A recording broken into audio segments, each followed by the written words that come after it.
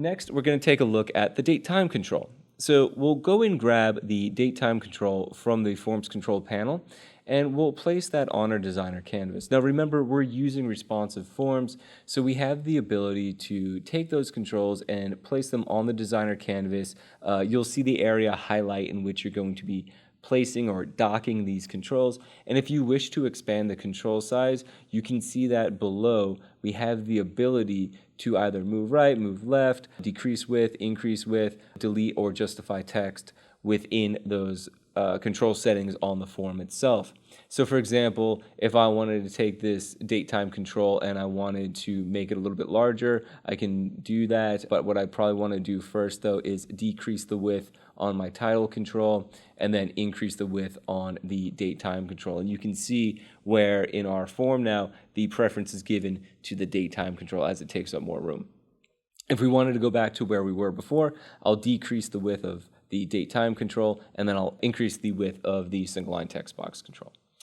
So by looking at the default layout of the date time control, you can see where we can collect the date with a date picker, but then we're also displaying the time too. If I wanted to make changes to the default look of this date time control, simply double click on that control, just like you did with single line text box, and it will always open up those control settings. This one's a little bit different though, where you can see where we can apply a name for the control, and so this is going to be used for control references just like it was for single line text box. So we can just call it date time, and maybe we can say start date. Now, one tip that I want to hand out to you is the naming conventions that you use for these different controls that you're adding to your forms. If they're custom ones that I'm adding in, say they are not actually built out from the list itself, what I'll do is I'll actually give it a name that starts with the type of control that it is. So as you can see here, I've got date, and then start date can be the name that I want to apply afterwards. So for here, under the title of the control, I'll actually call this start date. And if I wanted to apply a description, I can do that too. Now, I have the ability to connect and add this to a date time value column. And I don't have a date time value column yet, but I can build one. And I'll show you how I can build that even with the Forms Designer being open. But for right now, we'll just leave this as not connected. Next, we can apply a default value where we can say today or select a specific date.